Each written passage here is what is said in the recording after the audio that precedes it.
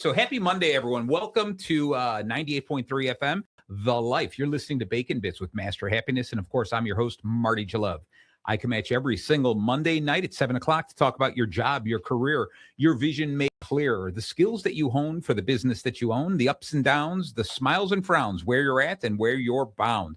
If you miss any of today's episodes, just like any other episode, if you miss it, you can always find the recorded episode on Bacon Bits with Master Happiness anywhere you listen to podcasts. For those of you who are new to the station here or the new to the show, you know that or you don't know that I bring a guest. I try to bring some of the industry best, these special guests. This is my quest. And once a month, oh, wow, Luke, you've been on the show the entire time. That's awesome. A quest for the best. That's and right. It's just Luke. And it's ready just to roll. Luke. Hey. So anyway, what I've got is my two sons here, Luke and Nate. Nate and Luke, the two of you guys, say hello to the world, guys. Hello to the world, guys. Oh, Luke, that's funny every time. Is my microphone on? It is It on. should be. Yes, Yeah, we I all can learned hear that. you. Don't It just worry. sounds weird. In your ears? Oh, All right, the headphones you said were perfect. Yeah. Just so Exactly. we're You on the did say same that, page. right? Yeah. Just a little while ago. Right. All I just trust my microphone. Not Yeah. There you Yeah, go. okay. There you go. Yeah. So you're good. Now you're back on the air there. I just want you to center yourself in that camera, Luke. There you go. You could have moved the camera or yourself. Either one works. All right. So guys, I know you're excited about this. So excited, Marty. Yeah, because today this is part 2 of this 2026. We're going to be going over the greatest leaders, the legends of leadership. Last year we talked about sales legends, and this year we're going to talk about legendary leaders from our past. The best of the best. That's right. So last year we started with Marcus Aurelius. Last month we did Marcus Aurelius. He was awesome. And this month we're jumping to Joan of Arc. All right. Do I hear that fan appeal there? Yes. Joan of Arc. Hooray. Yeah. Joan. Right. All right. So I'm going to sit this one out and have you two talk about Joan of Arc for an hour. Terrific. You don't mind, right? No, I'm joking. I'm a big Joan of Arc fan. Right. She was nicknamed the Maid of Orléans.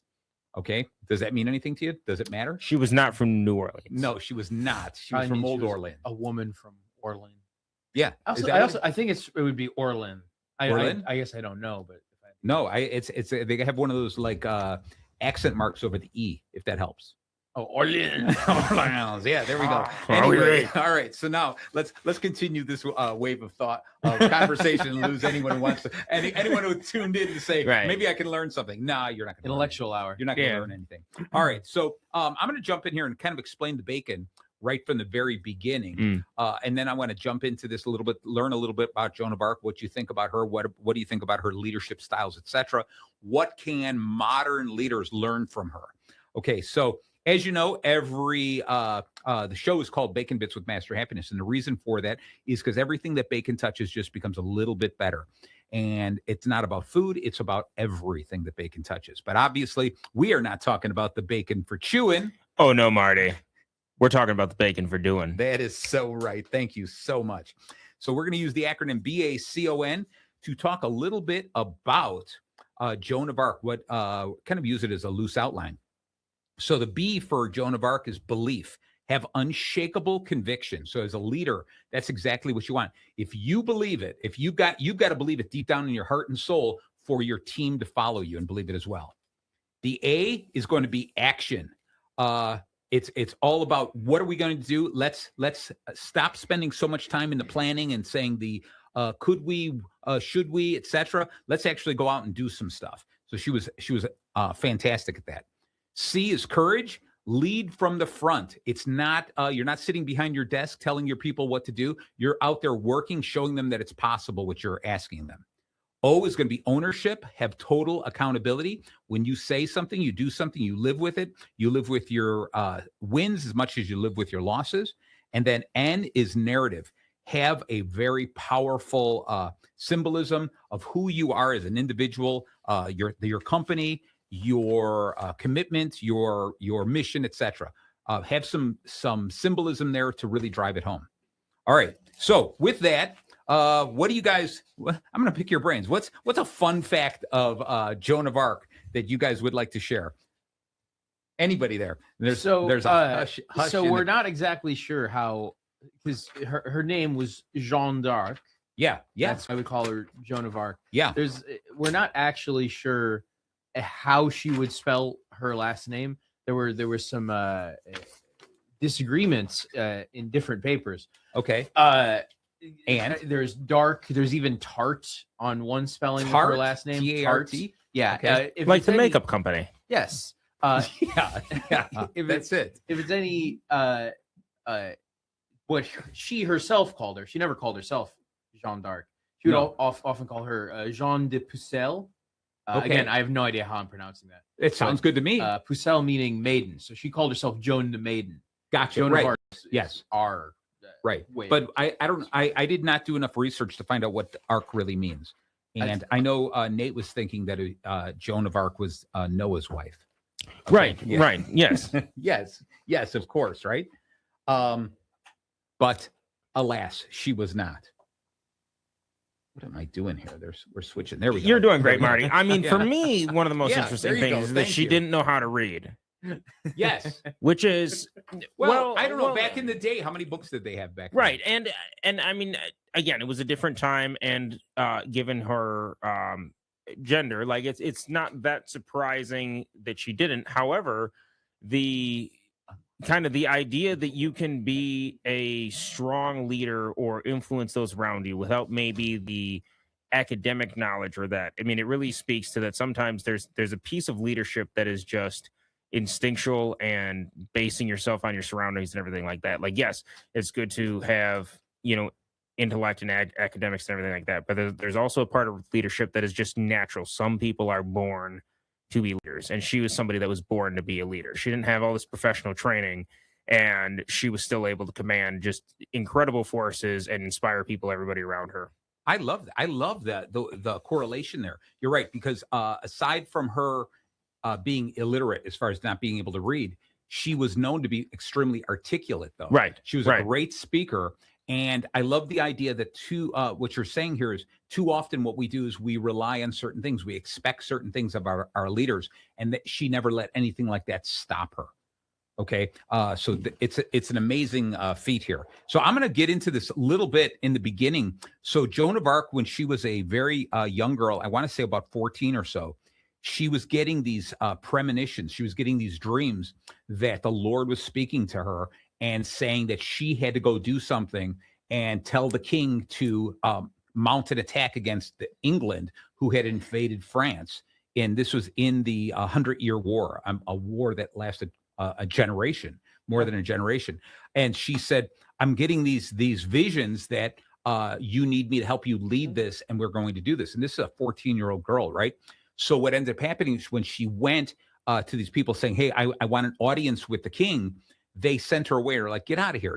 This is like, we're not going to send the 14-year-old girl who has a vision to go in front of the king. And it took her, I think it was her third try going to this place to try to get the audience, that the townsfolk, for some reason, was really backing her and saying, wow, this is an amazing girl. She's articulate. She is devoted to this cause. She's fighting for the little guy. She's fighting for France. Why don't we do this?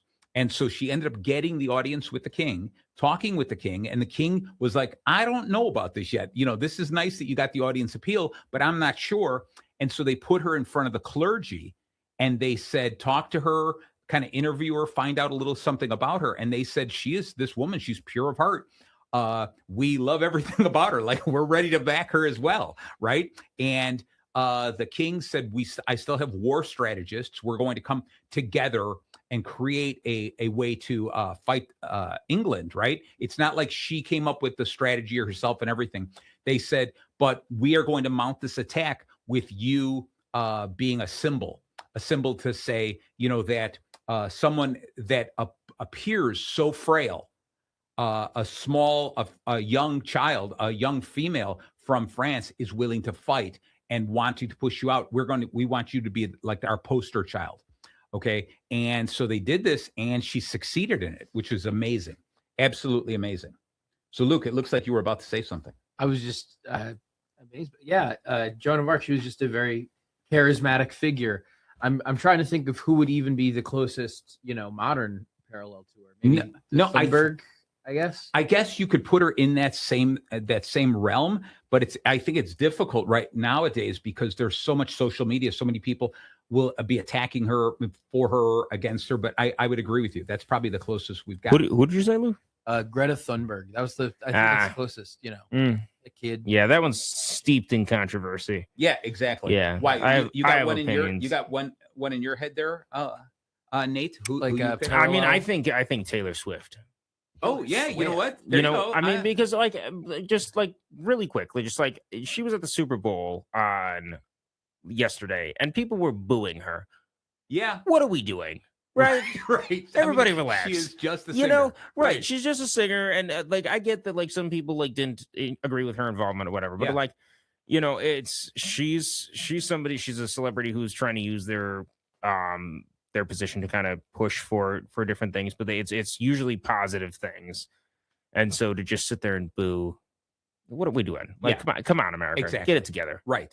I'm agreeing with you on that. That's a little bit too much, but the question is like, is her political stance that strong? She's definitely got the following, right? So she's got this, but what was her calling? You know, when we look back at Joan of Arc, what we know of her was she got the calling first, and then she got the fame, right? To say, this is what I truly believe has to happen. And it's difficult to say, even nowadays, we would look back at that and say she was wrong. You know, she was trying to say, I want to free France from English invasion. Right. So it would be really interesting to say, yeah, I like that idea. Is there anyone there? I want to see you guys fight it out. We'll do a debate one time between you, Greta Thunberg versus Taylor Swift. Right. All I'm saying is Joan of Arc never shacked up with some top tier jouster of her day. You know. That's where the jouster would be lucky to be with Joan of Arc. Well, you know what? I don't know about that. I'm just saying that during her heyday, she was only 17. Right. So, all right. So with that, I want to get into this a little bit about how we use what we know about her. And I'm sure you guys got some facts that we'll throw in there now and then. But we're talking about a time back then. It was about 1429. It was the siege of Orleans. All right.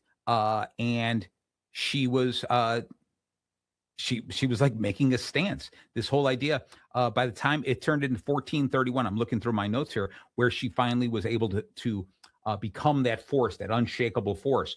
That imagine. Let me ask you guys this: what would it take for you to follow a relative no one? I mean, she was a young girl, did not come from royalty. She was her family were peasant farmers, right? And she just came out and believed in something so strong. Do you think that it was just that she was able to articulate a message that stirred us deep inside, or what do you think her power was that got people to follow her and say, yes, I'm willing to fight and follow behind you?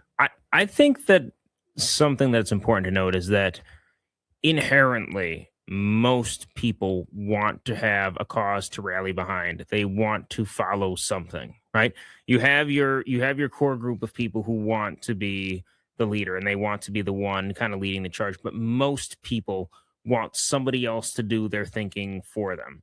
And so if you have somebody who feels passionately about something and can articulate in a way that can relate to the way people feel, you can see them draw a mass following. And I mean, there's a young gentleman from Austria who did that very well a few years back. And it's you know, not to draw any parallels between him and Joan of Arc, but when people are fighting something and somebody can articulate the way that they are feeling, it does not take much to rally behind them. And it really depends on the person who is doing it. And if they are charismatic enough, if they are articulate enough, that you can bring the people behind you. And people are kind of like bison. And I don't mean this in any you know, in a bad way, but it's like, as a group, kind of the group mind can be, if you see people moving, people want to conform. They want to go with the way people are feeling around them.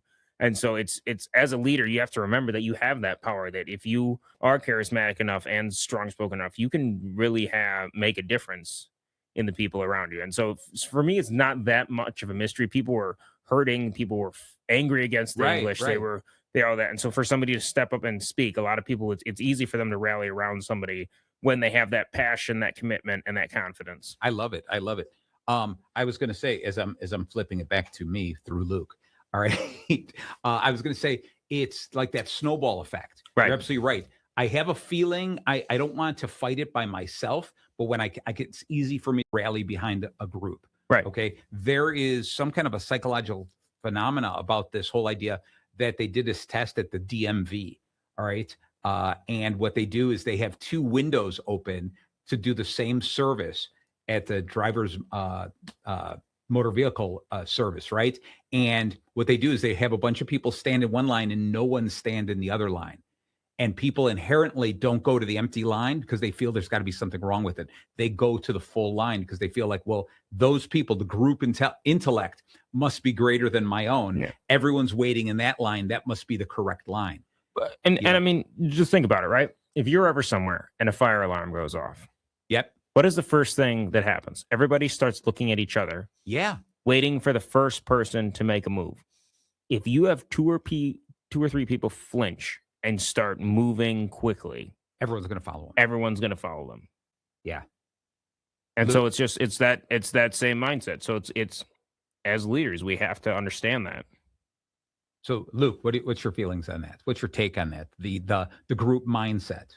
Well, I mean, it's just the fact that like I'm reminded of the phrase the early bird gets the worm, Yep. the second mouse gets the cheese. Yeah. Where it's like Yeah. We're not saying that the group mindset is always right. no, but It's my just- point is I'm actually, if anything, saying I'm pro group mindset with Yeah. that phrase because of course people are going to be a little you're always hesitant when you're faced with a choice.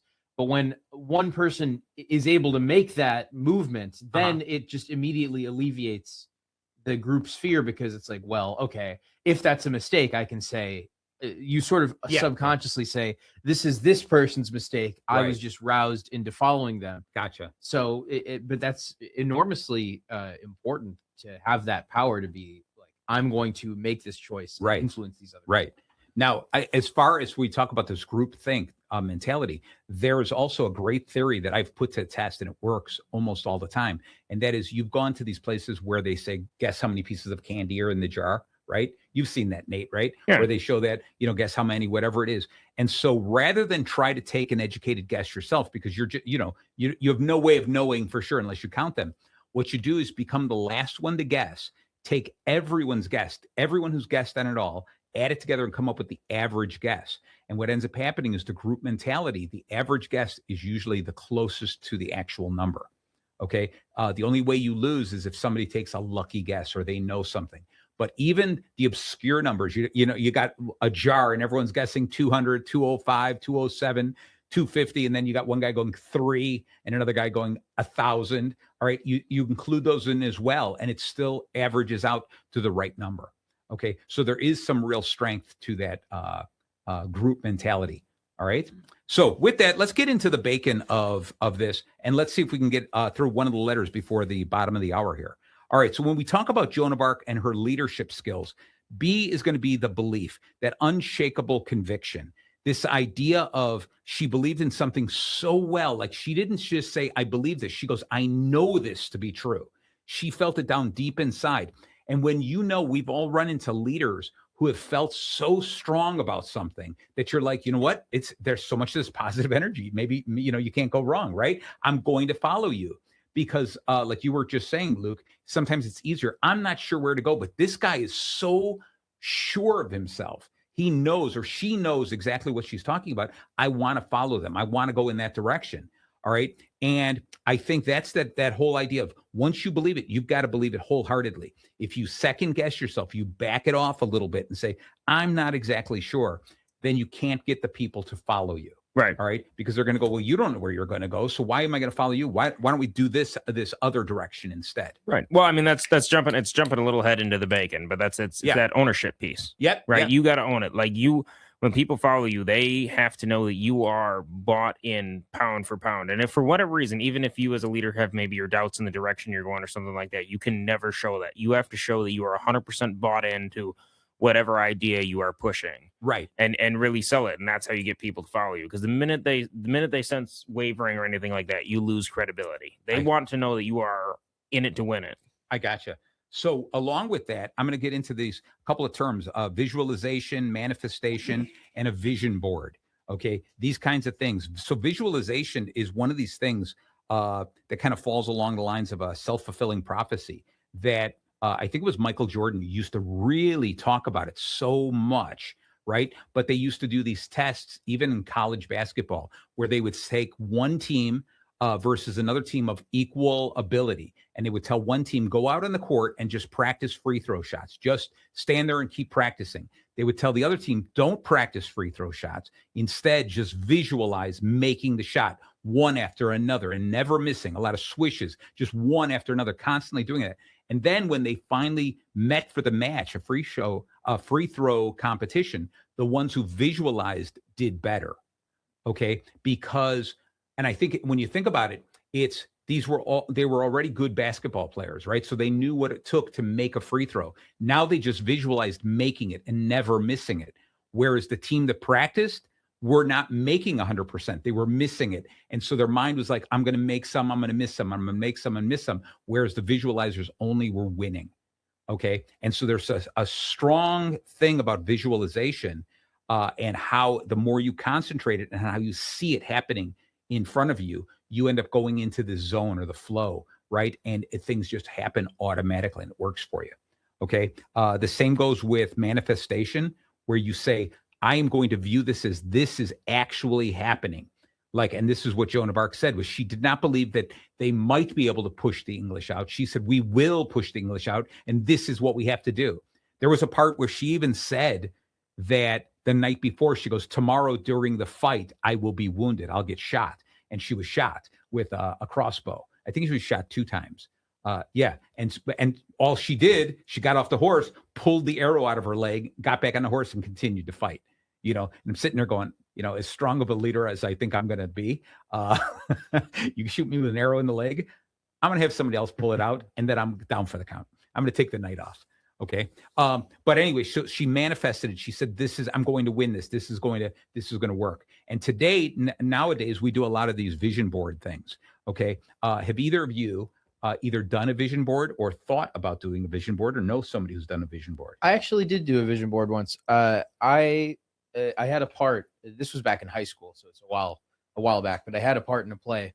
Yeah. And I wanted to get an idea of how to embody this character who was sort of a creature. Okay. More than anything.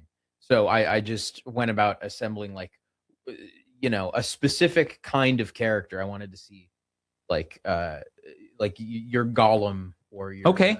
Yeah. Figures like that, who I just to have a manifestation of like, this is who I'm going for. How do I put my own spin on that? And what it did is it really helps because I was able to be like, okay, what commonalities do these have? Like what can I bring out that I see present on this board? I like that. I like that a lot. One of the things that I teach people in marketing, when you're creating a marketing campaign and you identify your clients, you do an avatar worksheet where I tell people, actually draw your client, or clip them out of a magazine or something. See a visual of your client. Sure, you work on the demographics and the psychographics. You work on all the kinds of things about what's my ideal client, but then also give yourself an image of the client so that every time you see them, you're like, that's the person I'm selling to. That's the woman I'm selling to. That's the man I'm selling to. Joan of Arc's case, if she carried that, these are the English. These are the people wearing these uniforms. These are the people who don't belong here. She wanted to be able to see that. Okay. And that's what's so important about a vision board is it taps into a deeper part of our psyche. It makes us say, all right, now I can actually see what that person looks like. And then when I do see them, it makes it so much easier for, my dreams, my ideas to come true. Okay. So this is for her, winning the war, very important. But for us as business people, it's just as important to do this whole type of thing of manifestation. I'm going to go and do a sales call. I am going to close the sale. I can see myself closing the sale. And as soon as I start doubting myself, I have to step back and go, ooh, stop thinking that way. Think, I'm going to close it. I'm going to close it. What's the objection? What's the thing that's stopping me? Let's get that taken care of and let's just do this. As a leader, I've got to teach my people to do the same thing. Visualize the win, visualize hitting the sales target number, visualize delivering the product in time, visualize whatever, and manifest it. Say it's going to happen. Tonight when I go to bed, I will celebrate a successful evening. Okay. So with that, Nate, anything on closing on this, believing, the unshakable conviction, the idea here of manifestation, visualization, anything? No, I think manifestation is an important thing. I think it all comes down to that perception. You've seen the studies that they've done where, people going into an interview and they tell them that they're going to be discriminated against for whatever reason. Yes. And it's like, you're going to see what you want to see. And my wife, your beautiful daughter, I think is annoyed with me by now because we're currently bidding on some freight going in and out of Chicagoland, and we've got a competitor who hauls that freight right now. And every time we go to Chicago and back, I point at one of their trucks and I go, "This will be us next year. Nice. That'll be us pulling those trailers next year, right?" Nice. She's probably tired of hearing it, but for me, it's it's that mindset, right? Like we will win this, and we will do that, and we will push. And so I think manifestation is an amazing thing, and it's all about mindset. You tell yourself you're going to have a good day, you're going to have a good day because you're setting it out and you're setting that tone. And it's the same thing with anything. You tell yourself you're going to succeed, you will succeed. Yeah, I like that. And some of the things I've talked with people about that, and they go, it's never going to work, but I'll do it. And I'm like, no. You don't go in with that attitude of saying it's never going to work, because that's what you're repeating to yourself. It's never going to work. And if that's the self-fulfilling prophecy. See, it didn't work. I knew it wasn't going to work. Right. So you got exactly what you were hoping for. Right. And so we've got to learn that. We've got to set those goals, those targets, and say, this is going to happen. It's gonna make it happen. So right before we close for this, I just wanted to introduce to you guys, this was the very first copy of this. This is the new book, Manage Monkeys, Lead Lions, the brand new book, available, of course, on Amazon. All right.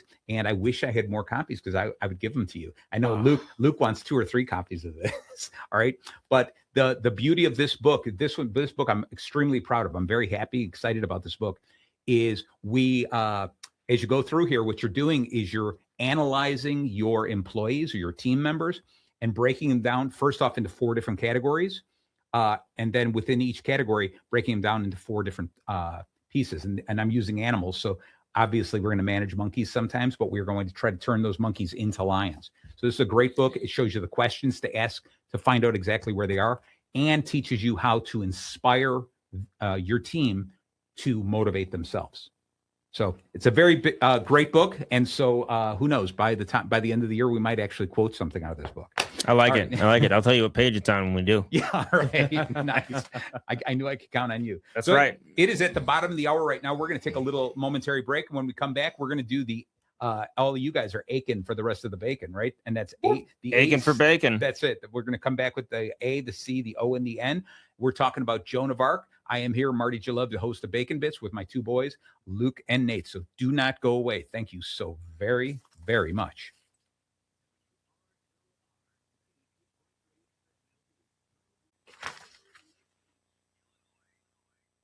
And we are back. Thank you so very much for staying tuned in to 98.3 FM, The Life. You're listening to Bacon Bits with Master Happiness. I'm your host, Marty Jalove. I am here with my boys, Luke and Nate and Luke. All of them are right here. And we are talking about the leadership skills, the things we can learn from Joan of Arc today. This is going to be a 12-part series if we make it through the entire year. Every second Monday of the month. Last month we did... who did we do? Marcus Aurelius. And this month we're doing Joan of Arc. So far we talked a little bit about how to be a great leader. Following Joan of Arc's rule of thumb here is definitely going to be belief. Once you've got to really truly believe in your quest, your goals, etc., in order to get your team to follow. The next we're going to go with in the bacon is A, is action. It's a bias towards execution. All right. In other words, you've just got to say, we're not going to hold off. We're just going to attack. Once we've got a plan, execute it. Go for it. So you guys, have you ever worked for a manager, a leader, a team leader, a coach, or anything like that you felt like maybe jumped the gun too soon, or just took their time, spending more time talking about it rather than actually doing it? And if you haven't, go ahead and make up a story. Yes. I had a situation where, we were entering the slow season. Okay. So this manager I had, it became apparent that it would behoove them to cut hours down. Okay. But they were very reluctant to do so for pretty admirable reasons. They just didn't want to cut their employees' hours. I thought That's that's cool. more than Sure. fair. But they were so hesitant on it, so reluctant, so like, no, we're going to get business back. We're going to be fine. That it did hurt them in the end because, the projections were accurate. Right. Cutting hours was for the right call. And in the end, they're down on their labor. And it's okay. not like cutting the hours like hurt any of us. It was just, it was a fact of life and it had to happen. Yeah, it had to I think happen. that's okay. But did they take a long time to finally make the decision? That's what I'm saying. They Yeah, waited too long. Yeah. So it came at a cost to the goals they were trying to meet. Gotcha. So they were trying to fix everything, but it didn't end up working out for them. I hear you. The hours still got cut in the end. So yeah. Nate, you got anything to add to that? Anything that you've seen? Like, how about for yourself, Nate, as a leader? Have you found yourself sometimes going, let's just stop thinking about it and let's just do it. If it's wrong, we can change it. Anything like that?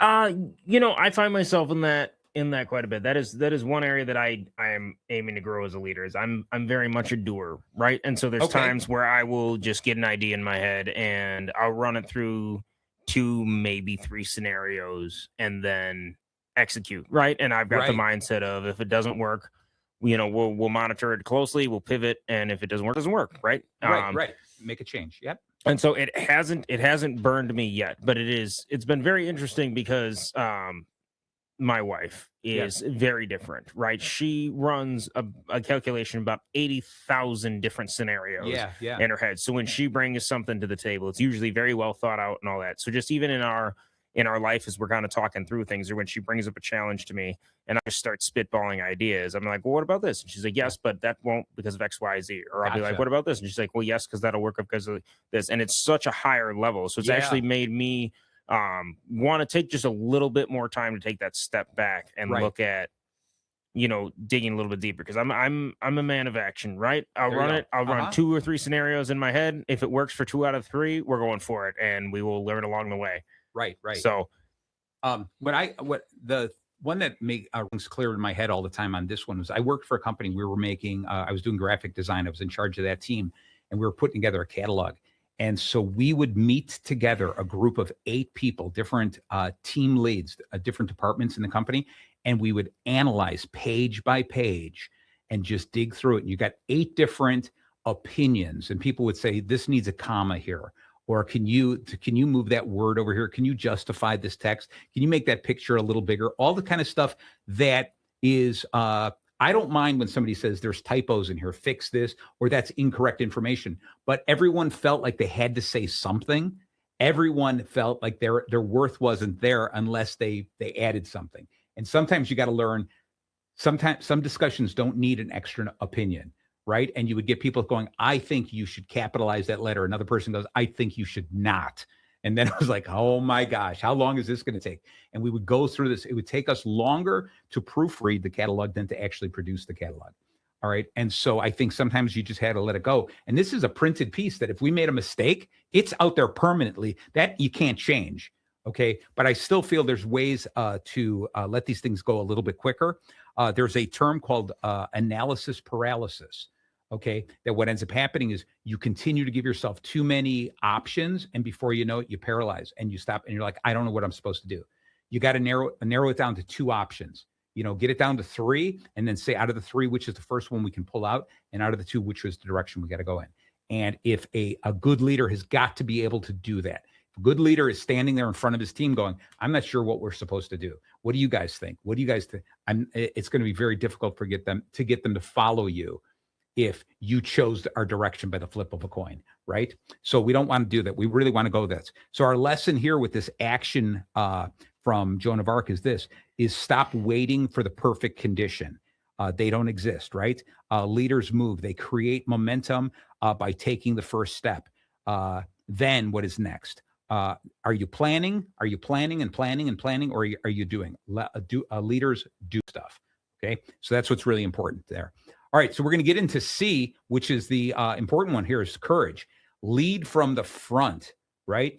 And I have always been that type of a leader that I never ask anyone to do something that I wouldn't do myself. I try to surround myself with people who are better than me at certain things, Okay. And I say, but if I need to, if something happens that you disappear, I can jump in. Maybe I'm not as good as you at that, but I'm not afraid to not jump in. Right. And so, Luke, when you think of yourself later in life, let's say, and you're leading a team, or even when you've written sketches for the stage where you've Sure. had to play the lead role, how do you feel about that? Are you the type of person who's like, I'm going to lead up, I'm going to be in the front, or is it, here's what you got to do, good luck, and you run away? It's interesting because I think in many ways it depends on the exact situation. Okay. Because in a sketch situation, a lot of times you're working with people who you want to give the opportunity Yes. to show what you're good at. But if it's a heavily written sketch, you do want to be able to cut in and be like, all right, you're doing great here, but you're not doing exactly what I want you to do. Could you do this instead? Right. And it's all about like, and that includes, putting yourself on the line. That is why I like to do a lot of my own sketch work. It's because I like to make the thing I love about art more than anything else is the collaborative aspect. So Yep. I feel like it's pivotal that you put yourself in the mix like that. Then that's how you feel like you're one of the people involved. You're not just behind. Gotcha. What about you, Nate? Anything like that? You have the courage? Are you the kind of the guy who is going to lead up in the front, or you're following behind the group? I lead from the front. That's just what it's been. Growing up, I did not have a lot of friends. I actually faced a lot of rejection, and so I found out that if you became the leader, then you could people would have to follow you. So I think Gotcha. a lot of who I am, the charismatic person that I am, and just like me from leadership. I mean, I know 9 years old, I was president of the 4-H club. I was in Civil Air Patrol and immediately pushed my way to be, lieutenant commander. I mean, everything I've done, every job that I've had, I've immediately gravitated towards a leadership role. And it's kind of hand in hand. It's wanting that sense of belonging and realizing that I was always be kind of an outcast unless I could make myself the leader. But then two, I'm a very stubborn person. I don't like to being told what to do. And so I would rather be the one telling people what to do. And so I think it's that, but I believe in leading from the front, and I believe in, the idea of total ownership. And it's the conversation that I have with my supervisors nowadays is like, if they are failing, it's because I failed them as a leader, and just building that team and, being the best kind of boat captain that I can be and bringing everybody along with me. Loving it. Hey, Luke, I'm going to pass it over to you. You got any quotes, any ideas, any thoughts on Joan of Arc? Tell us a little trivia. This is about Joan of Arc. It's not just about leadership. Well, the bob haircut. Yeah. Tell me about bob, why. Bob. Yeah. Uh-huh. Well, one of the main reasons. Yeah, I know the bob haircut. Look that's what I'm sporting. Yes. Well, one of the many reasons that the bob became such a fashionable haircut. Yeah. Because many French girls were fashioning themselves after the Joan of Arc. Okay. She wore a bob. Now, do you know anything about this? Did she wear the bob initially because, for some reason that made the statement? Because I always wonder, does that made the statement? Was long hair in her way as she was riding a horse? Was it? I know that she was imprisoned afterwards, and she was thrown into regular prison. So she was in a prison with men. So she had to dress like a man and have her hair cut short in prison. But she was also in the war with short hair. So you have any idea what came first, the war or the hair? I believe the egg. The egg came first. Right? I'm sure it was any number of those things. I did look into it in that we don't really know. She never wrote down in such plain words why exactly she cross-dressed, because it wasn't just in prison that she did that. It was in other venues. And there are, all kinds of reasons she might have. So it's impossible to tell. It definitely could not have been easier on the battlefield to have long hair. Yeah. Not to mention you got to take care of it. You're how are you going to brush it? It's going to knot up. Right. Absolutely. I used to have hair. It's just the logical conclusion, I think. Okay. All right. So it's this courage, again, from leading in the front. This is what we're getting into is I want us to really think about this. The lesson here is you cannot lead from the safety of your office. You have to be willing to take the hits. When the projects fail, you take the blame. When crunch time comes, you are the last one to leave, right? You've got to be the last one. You got to lock up the doors here. Courage isn't absence of fear. It's moving forward while the arrows are still in your shoulder. Wow. You know, when you think about this, though, I got back into this whole idea of Joan of Arc being shot with arrows 2 times. And her deal was, I can't stop. I've got to keep going. I'm going to pull these arrows out and just get back on it.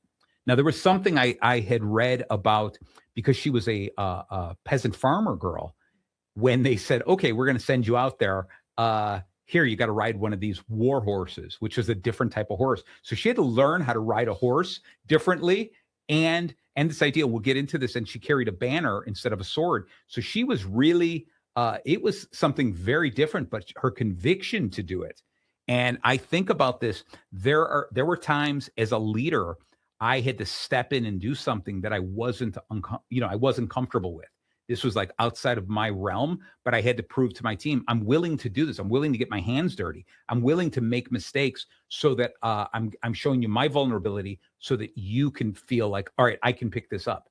I remember doing this one Christmas time when we were rushing to get all this product out, and I stopped, went out in the assembly line, and I was like, what do you need me to do? I'll do anything. You need me to empty garbage cans, whatever it is. Let me help you. And they were like, here, you sit here, start doing this. And I remember the guy kept coming over going, okay, you are so slow at this. Go away. Get out of here. I'm like, what else do you need me to do?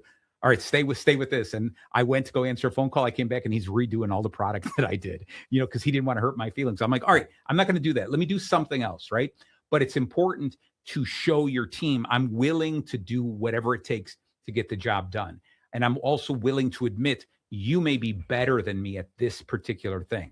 What I have to do is, as a leader, I truly believe I have to be able to say, I'm going to inspire you guys, and I'm going to inspire you to be able to motivate yourself. I'm going to show you the goals. I'm going to empathize with you. I'm going to give you all the tools you need to succeed. And I'm going to be there. I'm going to be right there with you. Yep. Okay. And I think that those are the important things for you. I really like that idea of being the first one in and the last one out.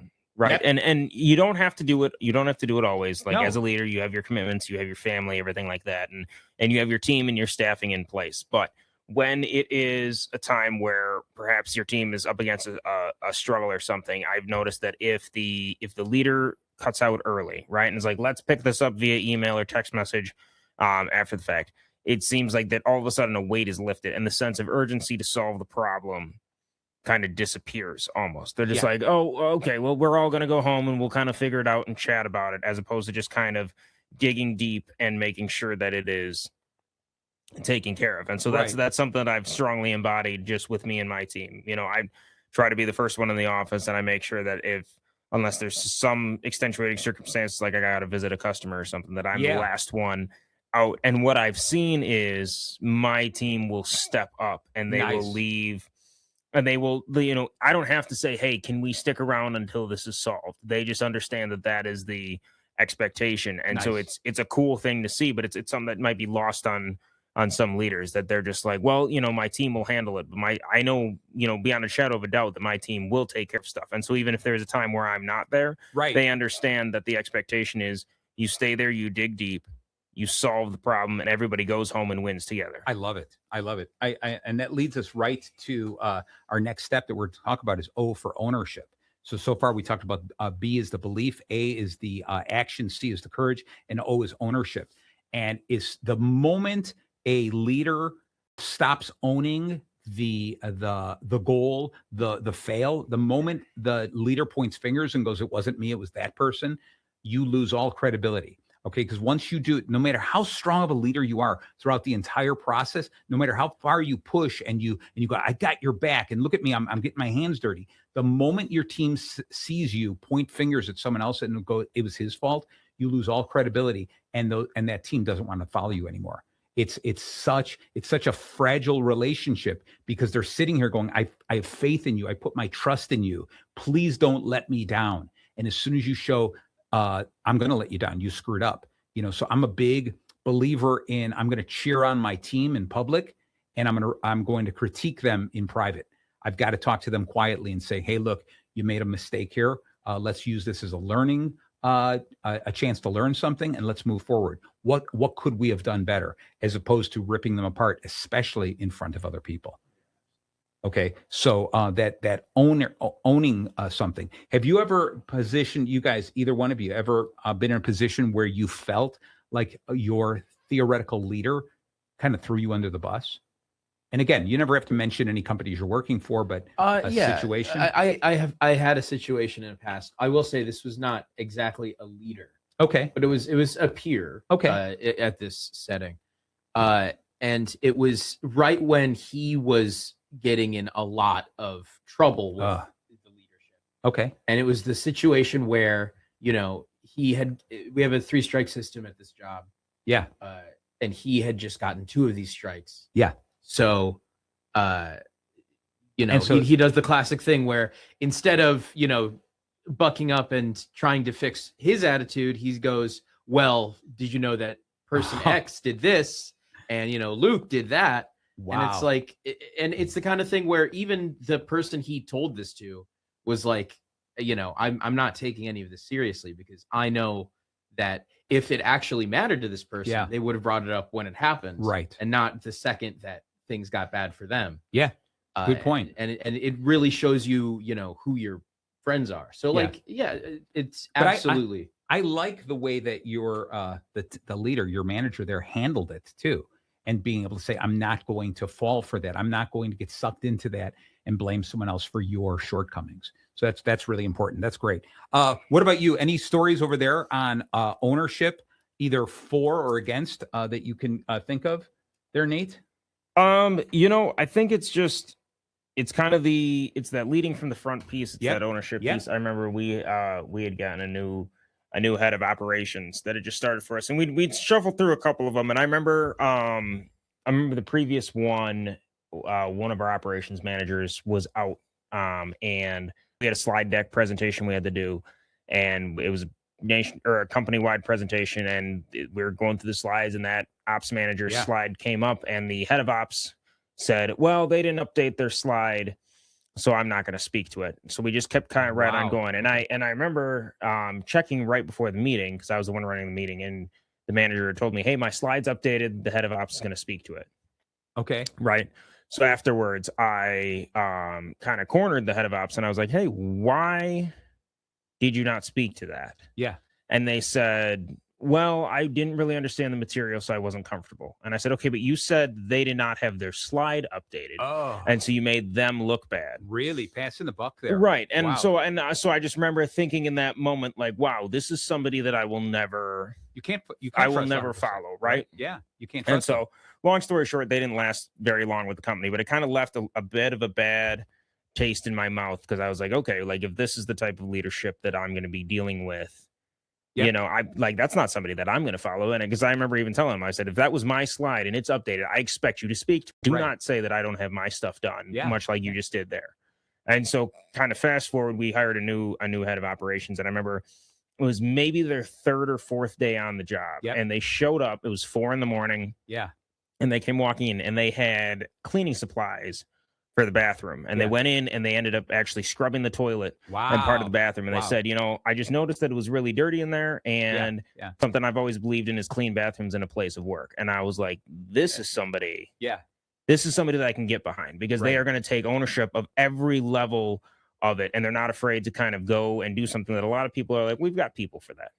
Right. And so it was such a stark contrast. There you go. In leadership. And I was like, that is the type of leader that I want to be, taking complete ownership of the operation, from the toilets to the high level calls and everything in between. And so just that ownership piece is the most important thing than anything else. I love it. I love it so much. All right. So with this, with the ownership here, our lesson here is great leaders don't pass the buck, which is a perfect example you just gave. They own the mission, they own the mistakes, and they own the morale. When you take total ownership, you stop looking for excuses and start looking for solutions. That's what it comes down to. And you just think about that. Just the way that I read that right there is, if somebody stood like that, I would want to make sure I am pleasing that person. I'm going to live up to their idea of my worth. I'm going to really fight for them. I don't know if I'm going to fight the English and try to chase them out of France, but I'm willing to do something. All right. And of course, that's going to bring us to end the last one of the bacon here. And that is the narrative, the power of the symbol. And so, Luke, tell us a little, you got any information on the symbol that Joan of Arc swung around? Anything? That's all right. I like throwing you on. I like throwing you under the bus. I'm the leader. Well, I thought I knew what you were talking about, All but right. then you said the symbol. Yeah, she or was what do carrying you around. what do you have? Tell us what Well, you were you talking were talking about narrative. Yeah. I was thinking about, it's such a compelling story. Yes. The Joan of Arc story. I think that's part of what made her such a magnetic presence. Yeah. For the French was like not only a girl, which was very uncommon at the time Yeah. for a woman to take charge, but such a young girl, such a youth. Right. To have such clarity, such purpose. It helped, especially that, her message was one of piety, the fact that it was coming from such a source of like textbook innocence. This Yes. young girl. Yes. It was perfect, and that is a lot. Like I'm trying to think of how you would apply that to your business, the listener. So parade yourself around as a little girl, obviously. No, but it depends on what your mission is. Right. It really depends on what your core values are. What are you trying to drive home? She was saying that the English are coming in here and attacking us, the weakest of us. But the weakest of us are going to stand up and fight. We are not going to take it. And so when you think about it from a military standpoint, to have someone like that and saying, you're willing to do this because you're an incredible symbol for this, right? I know she wore white because she really wanted to stand out. And the banner and the idea that she held a banner and not a sword and saying, I'm going into battle. I don't have a weapon to protect myself. I'm not going to kill anyone, because she was very, very religious there. But she's carrying the banner to say, this is our banner of freedom. And I believe the banner was like a sword and the crown. It was like, we're going to fight for our crown. Okay. And it was that. And the idea of one of the reasons they said that her wearing white was so important was when she did get shot, her white uniform was then splattered with blood, and everyone could see her and go, she is not stopping. How do I stop when my leader here is doing this? She's up in front waving this banner. Yet that's our rally cry. That's our logo. It's our motto, everything there. And she's up in front saying, I'm not afraid of getting hurt because this is what I believe in. That's the whole thing. And so then people continued to say it wasn't just this little girl. It was what she stood for. It was the emblem she held up in front of us, and that's why so many businesses do have logos and mottos and catchphrases, because people, there's very few companies that people fight for and they say, I'm fighting for the person. Like Apple, everyone was like, it was Steve Jobs. But he has a lifespan, obviously, right? So why do we keep buying Apple? It's because of the mission, the meaning of that goes behind Apple. It's knowing the logo. It's all of that kind of stuff. And so you sit here and going, normal people other than you, Luke, buy things based on the brand, right? So what ends up happening is you sit here going, Nate, what do you have a brand? I'm going to bring that up again. A brand that you follow, like a Nike gym shoe or something like that?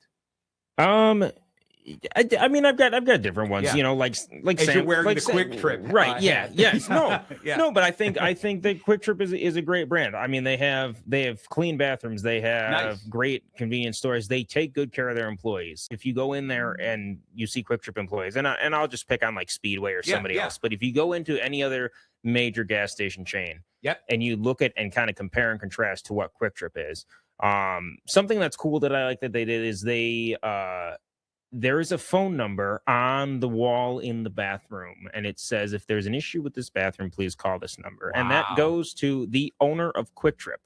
Really? And so if he gets a call about a bathroom being unclean, it is a problem. Yes, and so yes. it's that ownership piece of like, he's going to be the one taking the call. So that every single employee knows to make sure that bathroom is spotless. But something as simple as clean bathrooms in a gas station. I mean, that's the number one stereotype. It's just the disgusting bathroom. Just everything that Quick Trip does, in the sense of they have their own dairy, they have their own farms, the fresh chicken that you get, the milk, it is literally coming from their farms and their plants. And so it's something. And I mean, I spent a significant amount of time down in Texas the past couple of weeks, and let me tell you, it's tough. It's tough. They're not having Quick Trips down there. I mean, it's what is the name of the massive the Buc-ee's. Buc-ee's. Buc-ee's. Yeah, that's the one, and that was their goal. Buc-ee's was the guy said, I want the cleanest bathrooms. Yeah. Because that's what people are expecting. Yeah, but they cheated. They banned truck drivers, and Quick Trip instead welcomes truck drivers. So I've got beef. Yeah. I've got beef with Buc-ee's Right. for that being in Okay. transportation. Yeah. You know, let my people in. All right. You There know, you go. I'm like All right. Moses. Quick Trip We're- welcomes us, and they have clean All bathrooms. right. We're pro So Quick Trip. we All are right, pro fine. Quick Trip. The here. one thing Wisconsin has Yeah. on us is that you guys got Quick Trip. Yeah. Which is so much better than every. Yeah, you guys have Quick Trips with a Q, and I don't even want it. I don't even Ugh. get that away from me. And you know what? I Yeah. don't blame you. Yeah. There's nothing like that Quick Trip sushi, right? Middle of the night.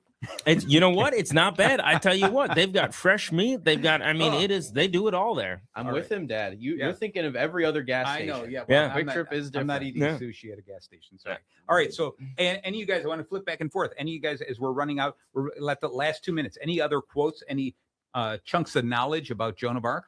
Mark Twain loved her. Did he? Yes. The famous American author wrote a book about her and considered it his best work. What was the name of the book? The Adventures of Tom Sawyer. Nice. The same haircut. Right. Yeah, Yeah. I similar. like that. Right.